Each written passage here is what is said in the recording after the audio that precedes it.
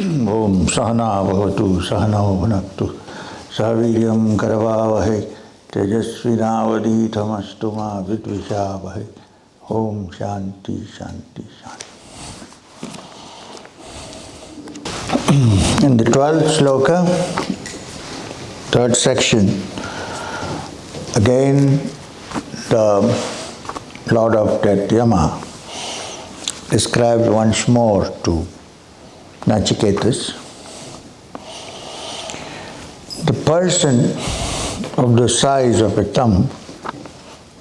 Please, Angushta Matra, size of a thumb, is just an expression. It doesn't mean exactly the size of a thumb. This person of the size of a thumb resides in the middle of the body. The core of your being would be a better way to put it.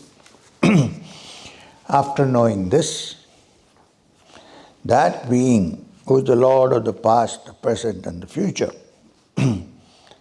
one has no more attraction to things other than it. This verily is that. This inner sense, this inner core of one's being, the core that is responsible for my, even to say I exist, before I say that exists and this exists. When I wake up in the morning, the first thing I realize is I am. Right? And then the world is. So it starts with one and then becomes two. So Yama says to Nachiketas, that one, that is the original, before it splits into many and is identified with many, that is your true inner essence, which hides in the center of your being, like a tip of a thumb in a small way, and that is the being which, when known, one doesn't need to know anything more because one is fully satisfied with life. This verily is that.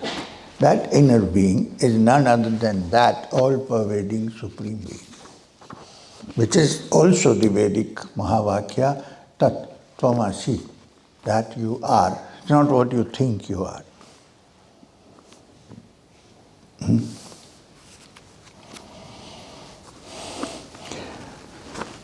The person of the size of a thumb, why are they using the word Purusha, person? Because it's not an unconscious, animate object. It's not a physical object. It's something which has heart, person. There's a difference between a person and an image or a statue. It's a person, which means it's alive.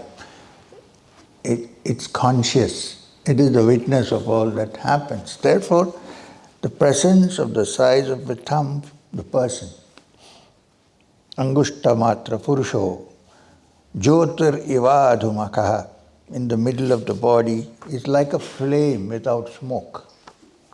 Normally all flames have some smoke. Is the Lord of the past, present and the future. It is the same today and the same tomorrow.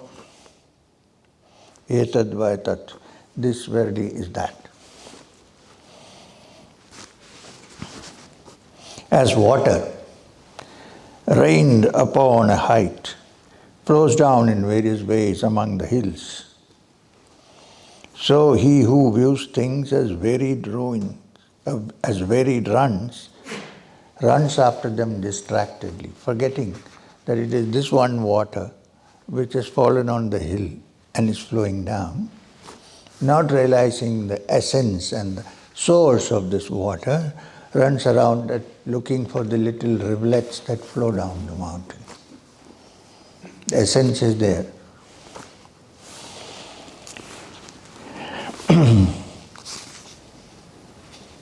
As pure water poured forth into pure, becomes the very same, so the self, O Gautama, of the seer who has understanding becomes one with the Supreme. If you pour pure water into a vessel with pure water, so the soul of one who has found the Supreme becomes like that. There is no change. It is the same. He is no different from that into which he flows. The word Gautama is used in many places in the Upanishad, not to be confused with a person called Gautama, but one who is wise. The rishis are also sometimes referred to as Gautama. Go Uttama, Gautama. Of course, the Buddha was also Gautama. I have no doubt on this matter. Now, there is a city of 11 gates belonging to the inborn. By understanding this, one does not grieve, and being freed is being freed indeed. This verily is that.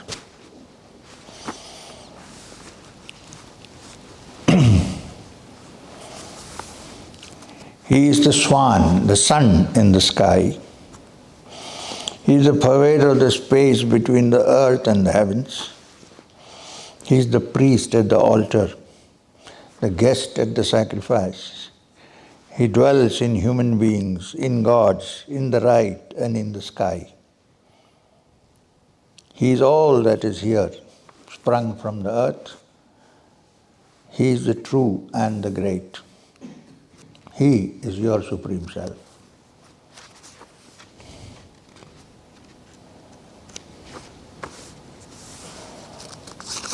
When the embodied self that dwells within the body slips off and is released from the body, what is there that remains?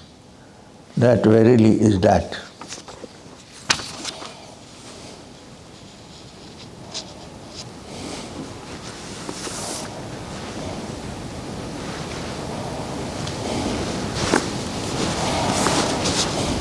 That person who is awake in those that sleep,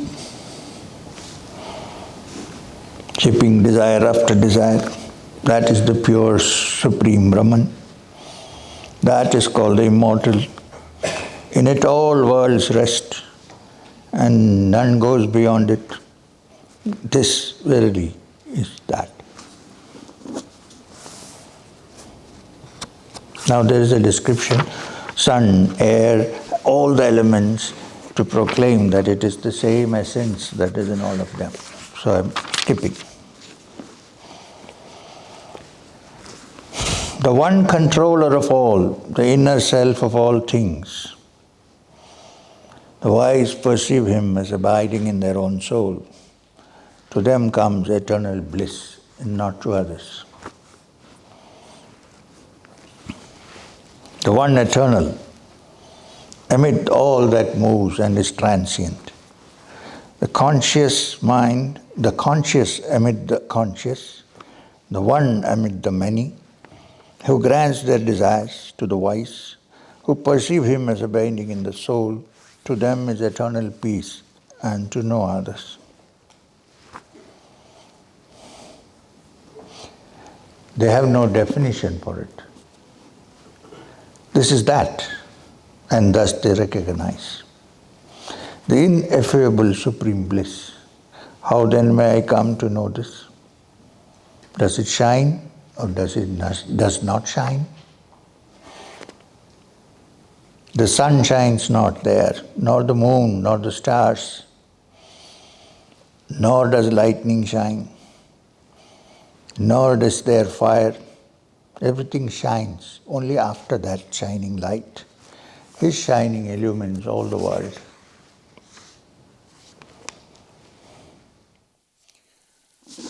With root above, section 3, root above and branches below, stands this ancient fig tree, Ashwatha tree, people tree. That indeed is the pure, that is the Brahman. That indeed is called immortal. In it all the worlds rest, and no one ever goes beyond it. This verily is that. Now, there are some common slokas in this Upanishad which are common to the Bhagavad Gita. This is roughly one of them. There are others also. In the Gita, there is a chapter called the 15th chapter, which is called the chapter of the upside down Ashwatha tree.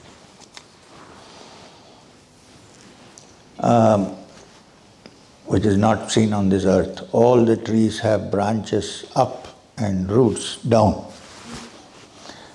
But this is saying that there is an upside down Ashwatha tree, the same as the Bhagavad Gita in the 15th chapter. Urdhva moolam athashakam ashwatham prahuram. This Ashwatha tree, this people tree, with its branches below and roots above, is the tree of life. Now, just think about it.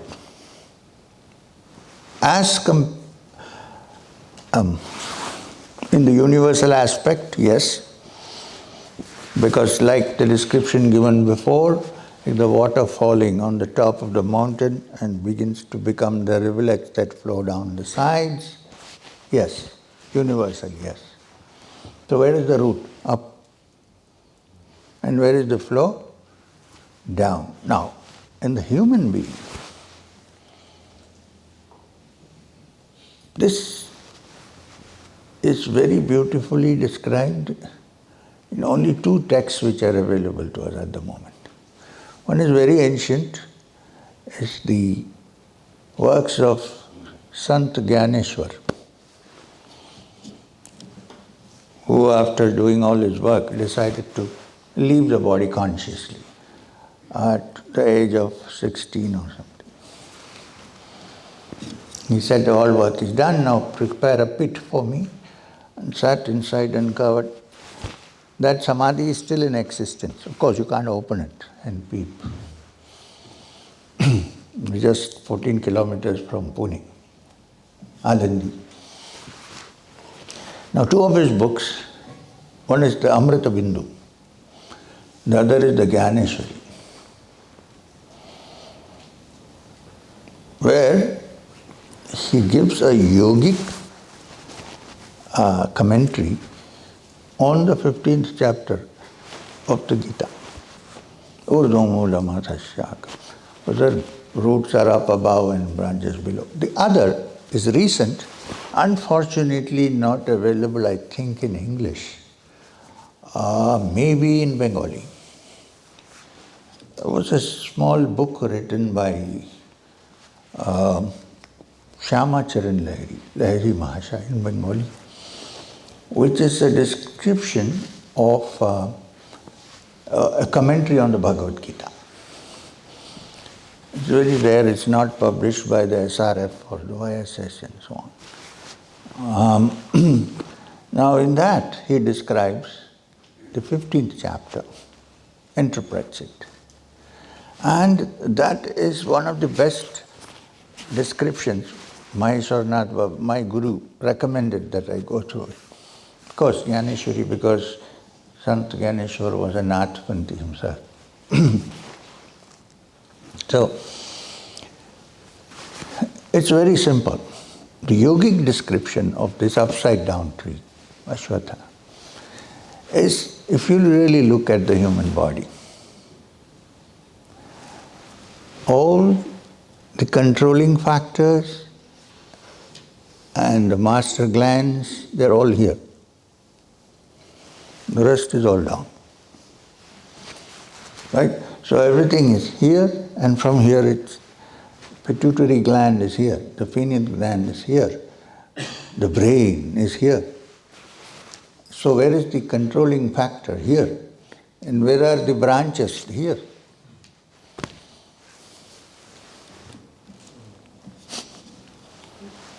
So, the human body itself is the upside down tree. And among its branches, some branches come together. These are where the centers are.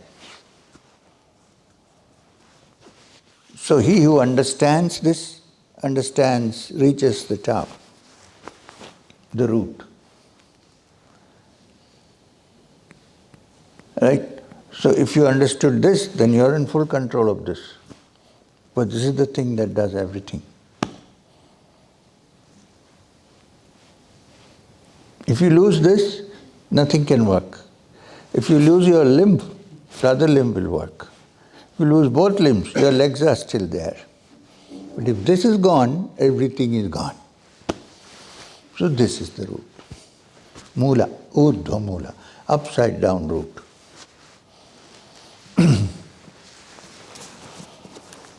So please, if it's possible for you, now you can also get English translations of Gyaneshwari. Please do read.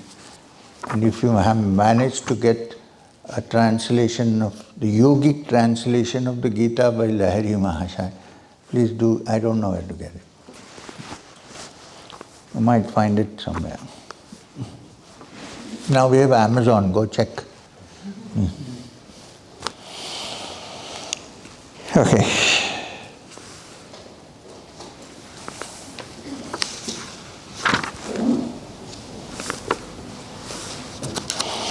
This inner being doesn't stand in the field of vision, but it is because of him that we see everything. No one can see this with one's own eye, but it is the eye that sees the eye. By heart, by thought, by mind, it is apprehended. Knowing this, sages have become immortal. Did I tell you, yesterday I discussed this example with you. The eye can see everybody, everything, but the eye cannot see itself.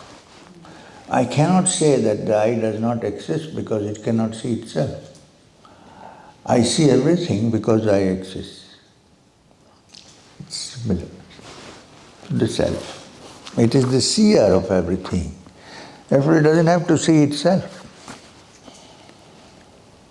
If I say that I see the self, it is the subtle mind that is seeing the self. When that is also gone, there is only the seer. Not only that, since that is all that exists in the world, there is nothing to see.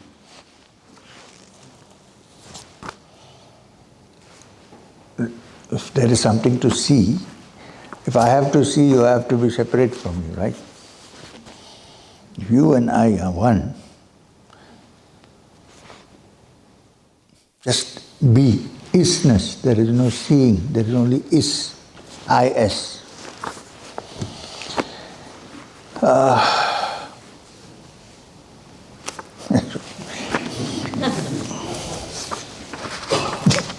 Sorry, I'm not frustrated, but you know. Naiva vacha na manasa praptum shakyo na chakshusha. Not by speech, nor by mind, nor by sight can he be apprehended. How can then he be apprehended? And then it says something very nice. Asiti bhruvato anyantraha katham tad upalabhyate. He is seen and comprehended by one who says he just is. I-S. Which doesn't mean the ego which is, okay? The sense of the ego is actually contributed by this being. When the sense of the ego is gone, there is only the seer, the being. The subtle sense of me, I, comes from there. But when that I is removed from I am this or I am that, then there is only the I.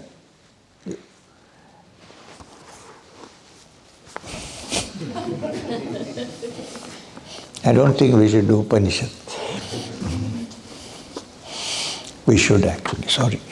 He should be apprehended, but Upanishads takes care of, clears up a lot of muck. This world, especially in the spiritual journey, a lot of muck comes from different sides. Upanishad is crystal clear, it clears everything and says, here, take it.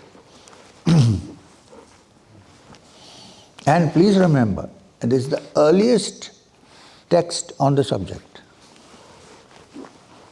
Everything else came later. The principal Upanishads are the earliest. So I have the theory that it was corrupted later by various other things. Here it was crystal clear.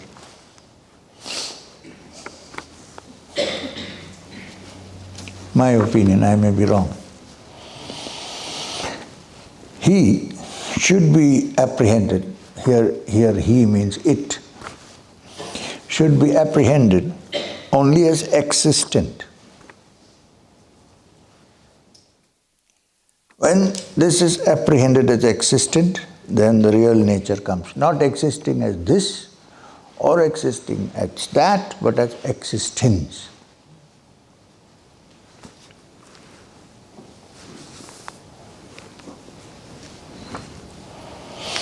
Now here, when all the desires that dwell within the human heart are cast away, then a mortal becomes immortal and attains the Brahman. That was a tall order.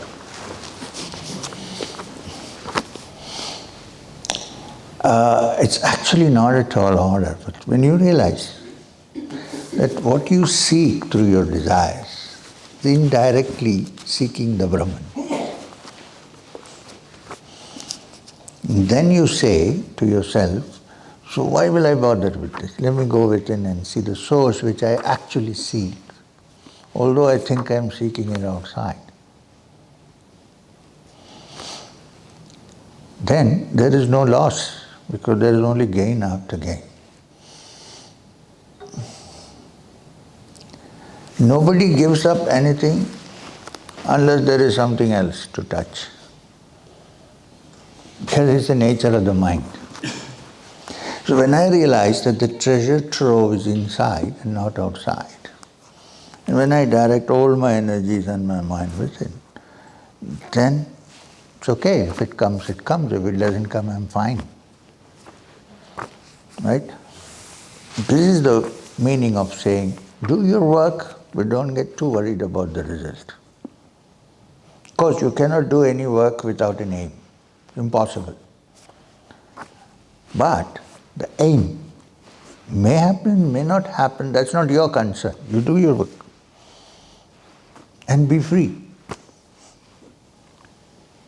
In this world, everybody cannot take sannyas and go away and sit. I know some people who live almost like sannyas in Finland. Almost. They don't wear saffron robes, they wear nothing. They live simply. They have a wooden house. So it's like the attitude. Most important is the attitude. Now, here is something. Because I say, I'm not interested in all, I'm only interested in myself, doesn't mean that I look down on anybody else. Because the same self that is in me is also in the others, whether they know it or not. That's not my problem. So therefore, every human being is a temple of that Supreme Self. It's not a temple stuck with concrete in one place, but a temple that moves here and there. One day here, one day there. So, every living being, and a human being especially, because a human being has the capacity to be aware of this, to realize this, is more divine than anything else on earth.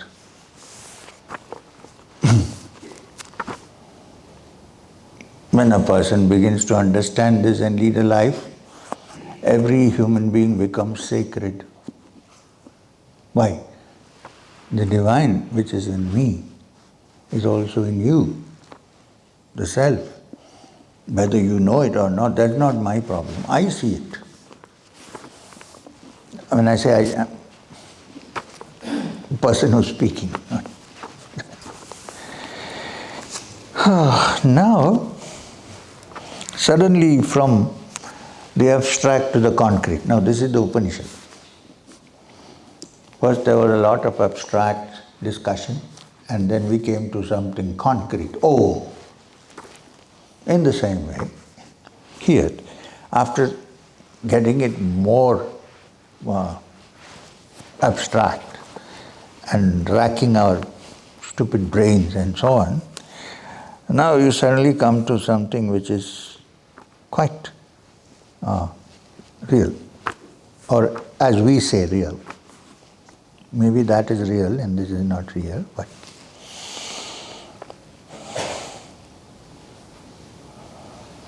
when the self-seeking desire, ignorance and doubt disappear, the vision of that Supreme God is attained. When all the knots that fetter the heart are cut asunder, then a mortal becomes immortal. Thus far is the teaching. What he's trying to say, I can go only this far. Upanishad, only. I cannot even go so far. Yada sarve pravidyante hridayaiha grantayaha. All the granthas are cut off from the hridaya. All the doubts are over. All the ignorance is gone, and therefore all desire is gone. Atha martyo amrityo bhavati etavat anushasanam. Then a mortal becomes immortal. Thus far is the teaching. Now here, suddenly from that abstract to something concrete, touching. The 16th sloka says, 101 are the arteries of the heart. This 101 again should not be taken as a perfect, accurate number. It simply means number of arteries, number of channels. They say arteries. Arteries simply means channels, like the, maybe somebody who knows about the brain. There are those little things that connect, neuron, like that. There are several hundred channels arise. I can't say neuron because it's not in the head, in the brain. So, but now they say that every cell has its own intelligence, and the gut has its own intelligence, and so on. I don't know where the neurons are, it doesn't matter. So, 101 are the channels that flow from the heart. One of them, among these hundreds, leads up to the crown of the head. Going upward through that, one becomes immortal. The others are for other purposes. Straight up. Upanishad, after saying all this, says, if you can identify that one channel that flows from below the upside down tree, straight up to the crown of the head. And if you let your mind go upward along that, is what we did in the last session, Kriya. I mean, can be any other also. We did it as Kriya, okay. Then one becomes immortal when one realizes the inner essence of one's being and is absorbed into it.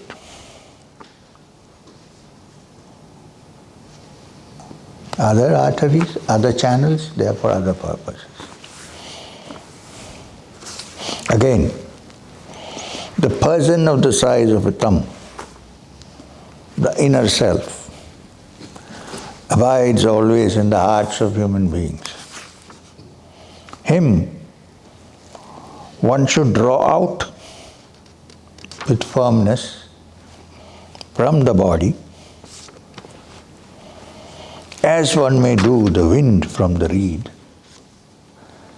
Him one should know as the pure, the immortal. Him one should know as the pure, the immortal. When he heard all this from Yama, Nachiketas gained this knowledge, declared by death also the rule of yoga, attained Brahman, and became free from passion and death. And so may any other who knows this in regard to the self be free. This is the last one. It's a blessing coming from the rishis, saying just as Nachiketas became free, understanding this self which is beyond all conditionings, beyond all limitations, in the same way, let people who read this understand the self and become free. So let us become free.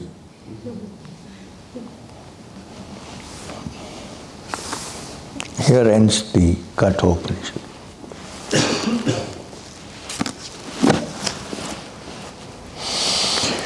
And now there were many people who were dying to ask questions.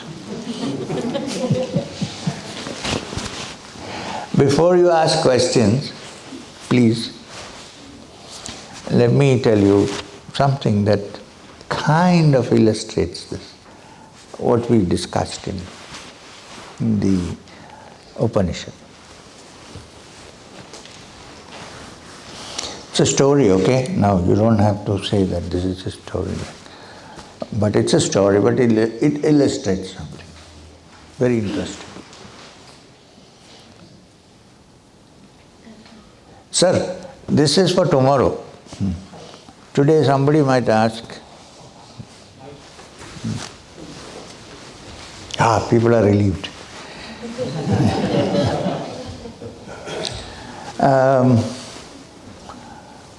This was told to me by a monk belonging to an ancient, not so ancient, monastic order in Karnataka, called the Lingayats. And one Swamiji from there, an elderly person, described this story to me. And I thought it was so interesting that I'm very fond of the story.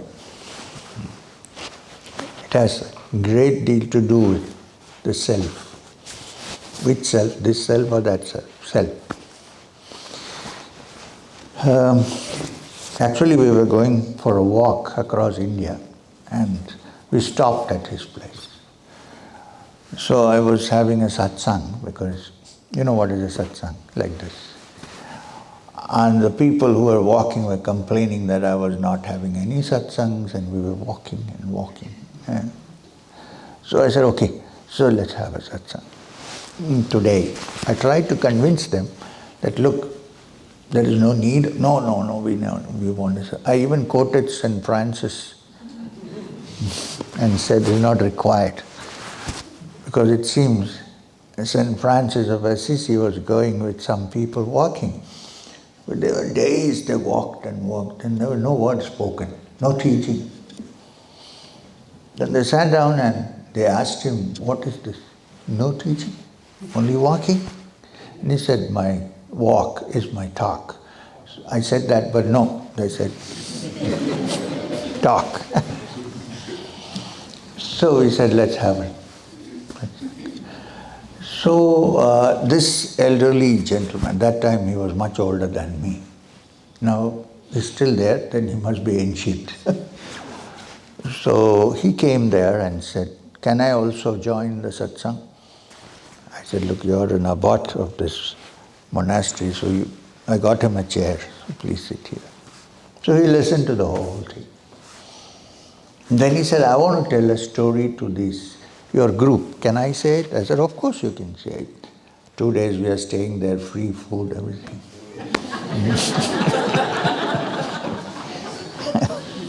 Not only that, in the evening he sent some people, and I didn't know that, they took the measurements of all the people who were walking, their feet. And next morning we got all new shoes. So I said, okay. So he said, this is a story about a man who was a great sculptor. You know who's a sculptor? One who makes images. So apparently he was summoned to a temple to make a deity image. So he went there. And the priest of the temple was supposed to have been an something astrologer, whatever. And he looked at him and said, hey, do you know that your time of death is approaching? He said, what? When? 3 months. You're going to die at such and such a time in 3 months. He said, how do you know? He said, no, I know. My calculation. Oh, okay. He said, fine. So what am I supposed to do? This is not fair. You say you're going to die, find some way for me to escape from this. You are the priest and you probably have a lieutenant of the god in the temple, so please tell me how to escape. This guy said, yes, this is possible. How? He said, you're a great sculptor, right? Go back to your workshop.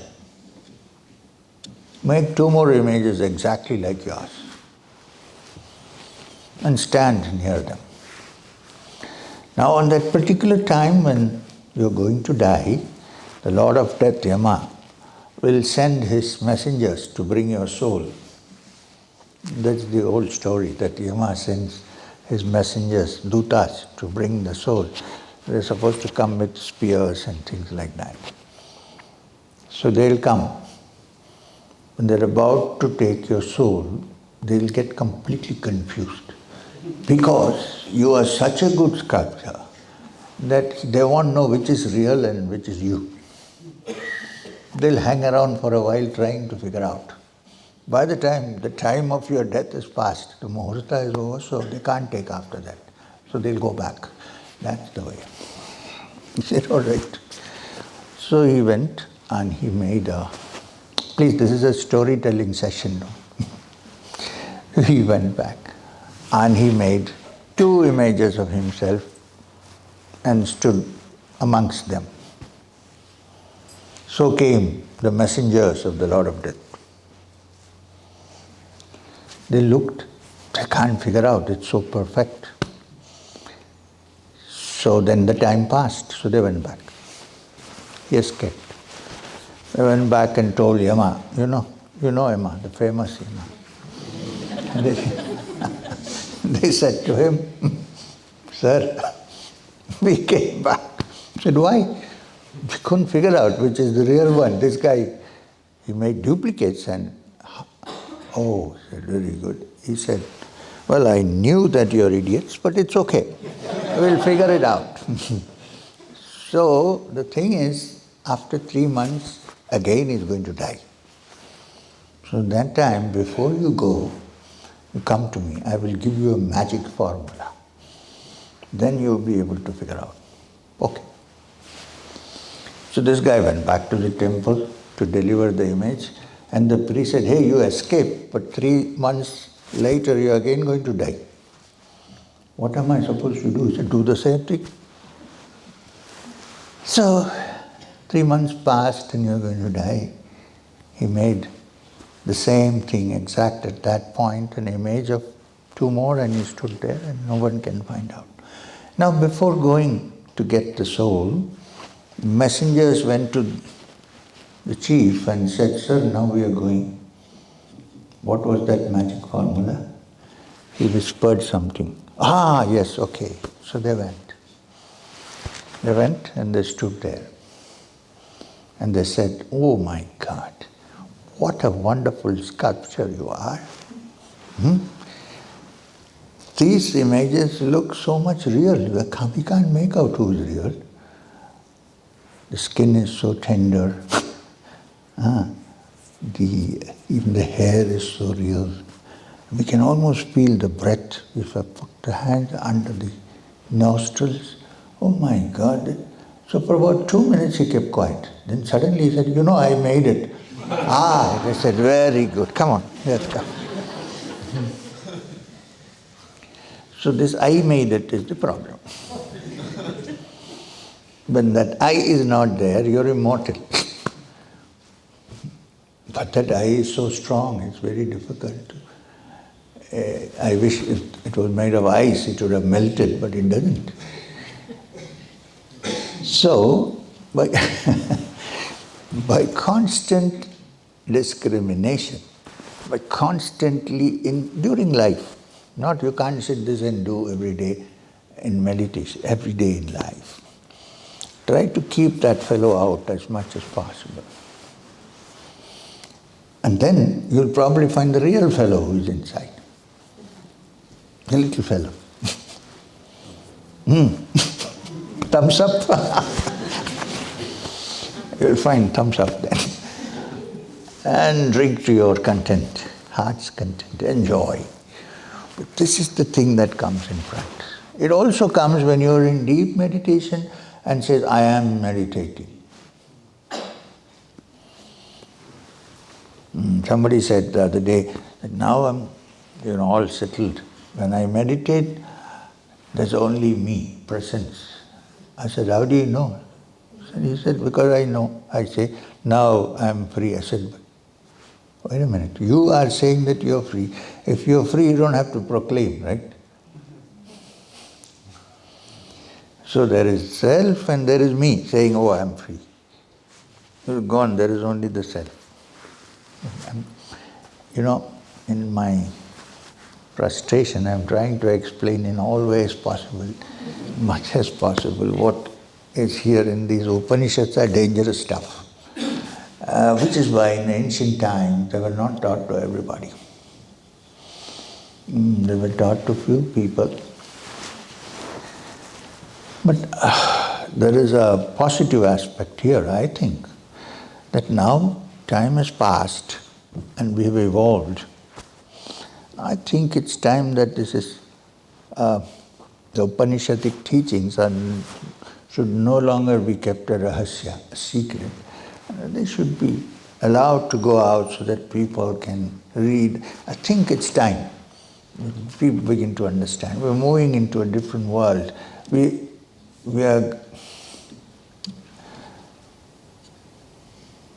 after having enjoyed all the material happiness that we have, and also knowing that we have the capacity to enjoy anything we want, people have slowly begun to realize that this is not the be-all and end-all of existence, there must be something else. I think so now, the Upanishad should be made popular, especially because it will prevent all the muck that goes around in the name of spirituality. Here is crystal clear. Only we are trying to make it clear as possible. Right? Nothing mysteriously uttered in dark rooms. The only darkness that is to be lit is here, in the heart. And it is for all, not for any particular locality or a set of people. If you put up your hand, you might be given a microphone so that everybody can hear the question. So it would benefit others who have not asked questions. Yes, you can start.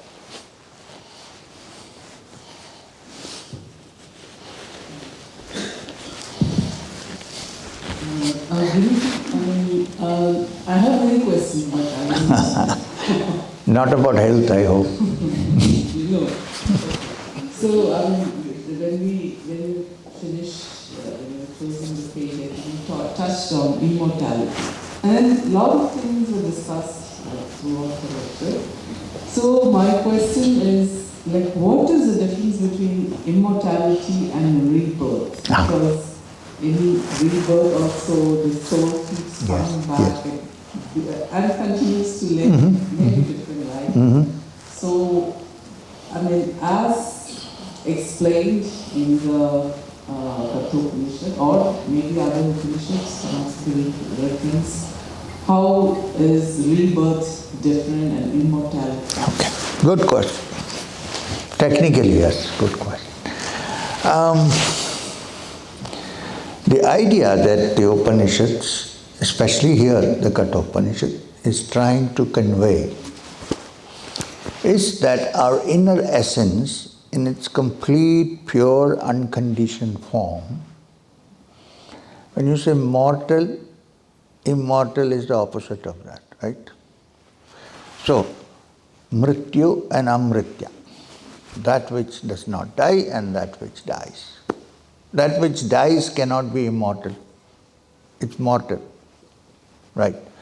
Now, what the Upanishad is trying to convey is that in true essence, our true self, free of all its conditionings, free of all desires because it's enjoying itself inside, it doesn't require anything, no paraphernalia is required, becomes immortal in the sense that it is no more going through the cycle of rebirth.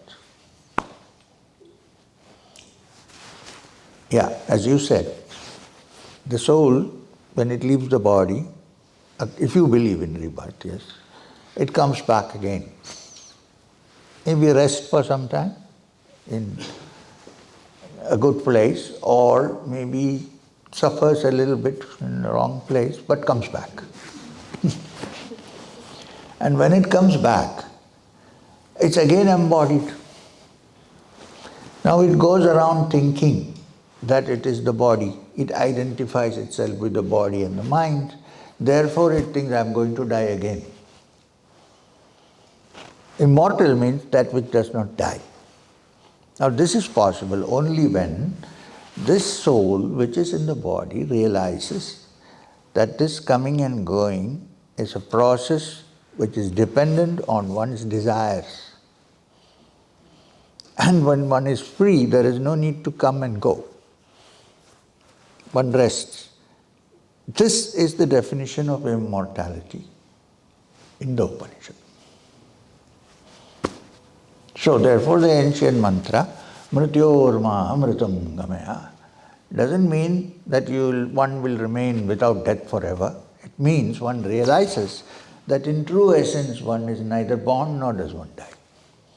When this is understood, it's considered immortal.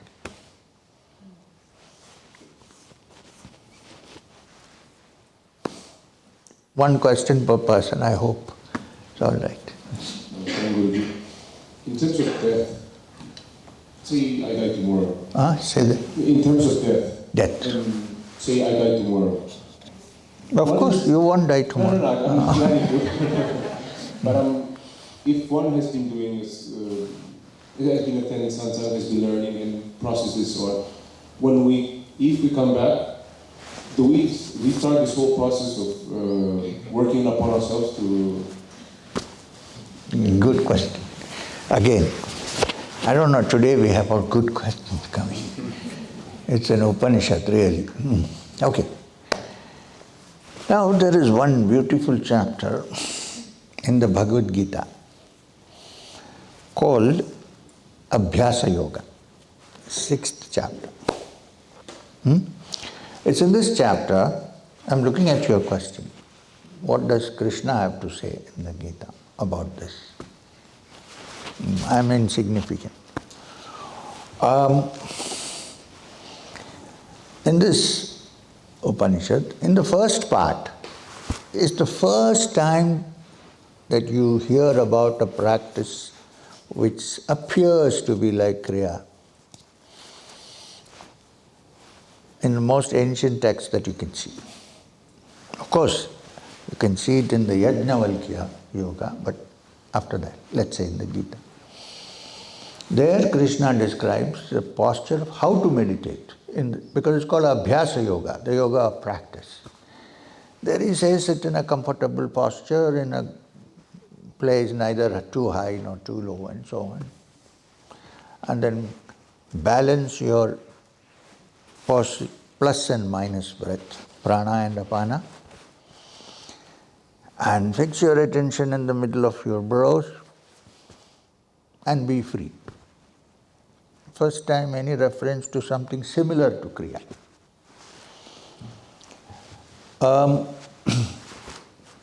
All other textbooks which have discussed this come after that. However, in this same chapter, at the end, Krishna says to Arjuna, who is a student here, so you say that the mind has to become in meditation steady like a flame when there is no wind. Flame when there is no wind means steady flame. Arjuna says to Krishna, my dear friend, sorry, I cannot do that. Not possible.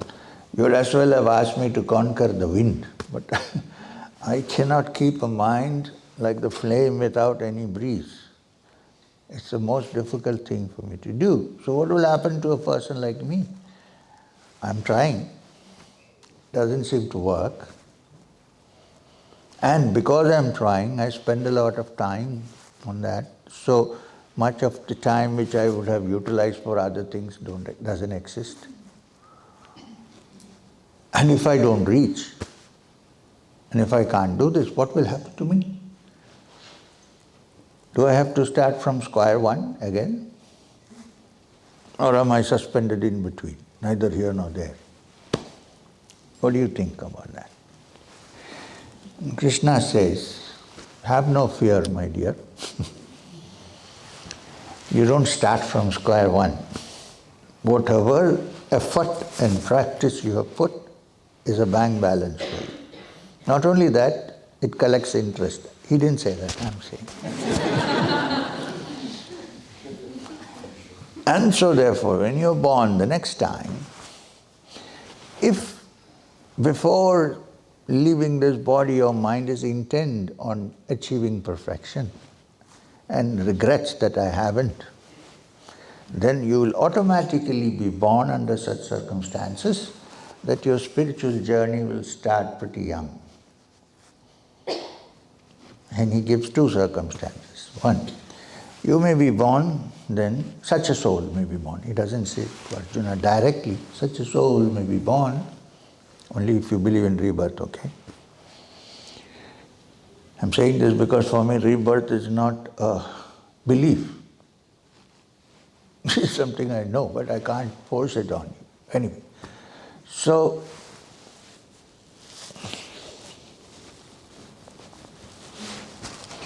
two circumstances under which a soul that is earning and has not completed its journey may come back so that it can continue from square 2 or 3 or where it left behind. And one of the circumstances is born in a family of wise beings, spiritual fellows, persons, so that from childhood one is exposed to it. Or born in good households, good people. They may not be spiritually inclined, but good people who mean no harm to others and who are also wealthy. Why wealthy? Because it looks like when we read that wealth seems to detract you from this. No, because while he is still small, he enjoys what wealth can bring and soon discovers that happiness is beyond dollars. Because there's already the thing inside, lit. So these are the two circumstances described. So you don't have to start from square one. Your bank balance shall be maintained. And when you come back, you'll probably be born in a circumstance where you can, from childhood, move towards the divine. And this is the explanation from the Gita.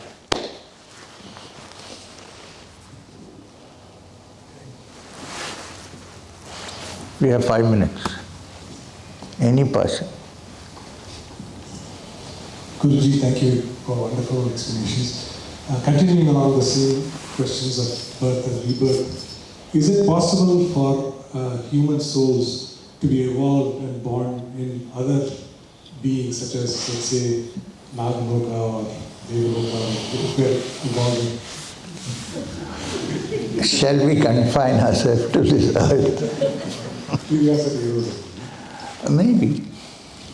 Maybe possible, I don't know, I can't tell you for sure. But yes, because the soul, when it leaves the human body, according to the rule of law of karma, is usually born in humans. And if a divine being who is not part of this human evolution wants for a certain purpose to be born in a human being, this is possible. This I think is possible. But then it will be quite a mysterious affair. People want to understand what's happening. It can happen mysteriously. But let's confine ourselves to this non-mysterious earth and its beings. Question from the Upanishad actually. So, the essence was like we are all jivatmas, like the individual self, and our goal is to go to the Paramatma, the ultimate self, right? And then the concept of rebirth and stuff is like wherein say you go towards the step once again. How did it start, this whole cycle? That we have to ask the Lord. I have no answer. But it is. So we have to work on it. Is It should be like a video game. Someone should have started it, right? Maybe. Perhaps. When you go there, you'll understand who started it. Even if I tell you now, you're not going to understand this. So, it's like this. Let me give you an example since you asked the question. There's a father and mother who had only one child, very dear child. And the child once saw a picture of their marriage. Then the child asked the parents, "Daddy, Mommy, you love me the most, right?" "Yes, we do. You have any doubt? Then why didn't you invite me for your wedding?"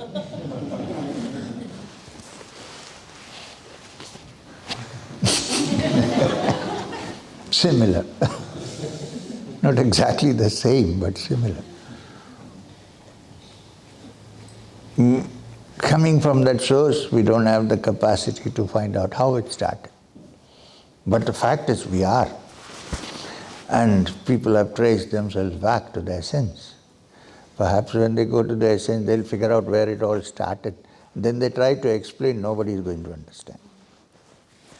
Okay, but now in the situation in which we are, it's better to figure out how to be free. Because perhaps a free mind and a free brain may find a solution to your question, yourself.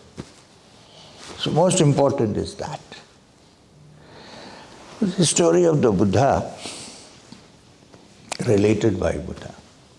A man went to a mango garden to eat mangoes. An archer shot him from some hidden vantage point, and the arrow hit him and he fell down. He's dying, almost. Now, Buddha's question was, at this point, what is more important? To figure out how to get the arrow out and relieve yourself from gangrene or pain or death, or to lie down there with the arrow and try to find out who shot it. Even if you want to find out who sent the arrow, you need to be free of this arrow first.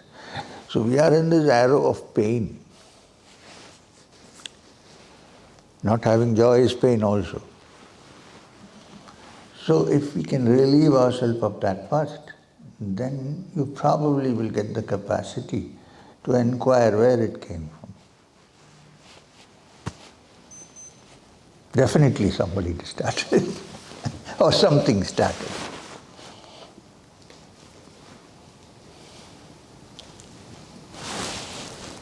It's 12.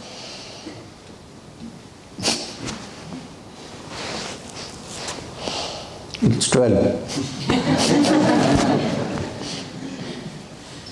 We still have time for questions. Today we have one more, two more satsang, then tomorrow we have, don't worry. Thank you. Om Shanti Shanti.